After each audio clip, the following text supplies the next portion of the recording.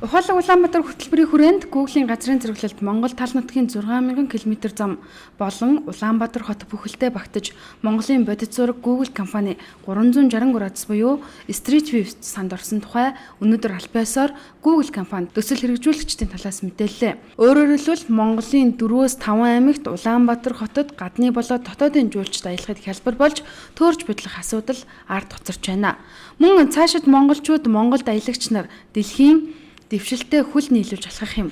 Үүнээс гадна дэлхийн хаанаас ч интернет ашиглан Google-ийн соёлын хүрээлэнгийн сангаас Монголын үндэсний музей, Занвазрын нэрмж төслөх урлагийн музей, Богд хааны музей гэсэн 3 түүхэн газрын үзмөрүүдтэй танилцж болохоор боллоо.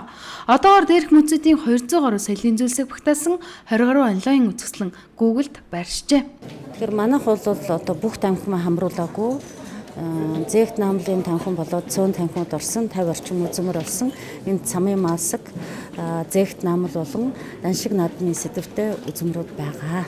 Тэгэхээр мэдээж бүр дэлхийн бүх хүн бол манай үзмрүүдийг ирж үзэх боломжтой тохиолдолд одоо хүмүүс гэртээ суужгаад үзэх тэр нэг байх, хүмүүс ойрхон байх тэр соёлын чиглэлээр бол хэдий дэлхийн өөр газар орнд байгаа боловч нэг дор мэт байгаа нь бол хамгийн гол ач холбогдолтой зүйл.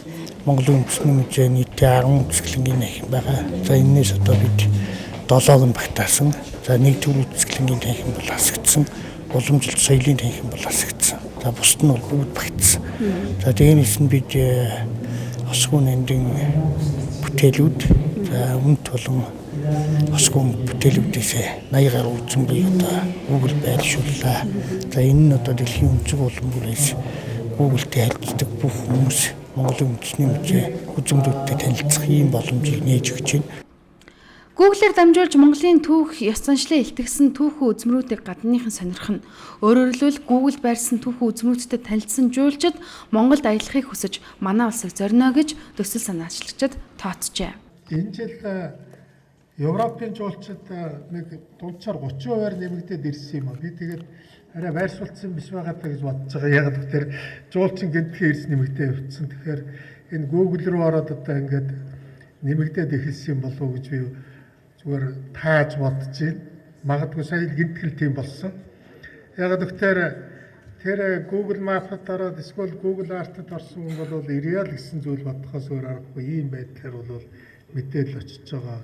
Одоогоор Google компани төсөл хэрэгжүүлэгчид Хөвсгөл далайн өвлийн зураглал Улаанбаатар хотын гудамж талбай болоод дархан Эрдэнэт, Чойр, Сайн шаан хотуудын зураглалыг авч газрын зураглалд оруулжээ.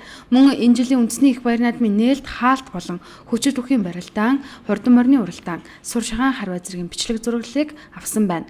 Удахгүй Google компанийн энэхүү бүтээлээ соёлын хүрээлэнд оруулж наадмын зарим дүрслэл зургийг панорамцсан үзэсгэлэнгээ толиулах юм байна.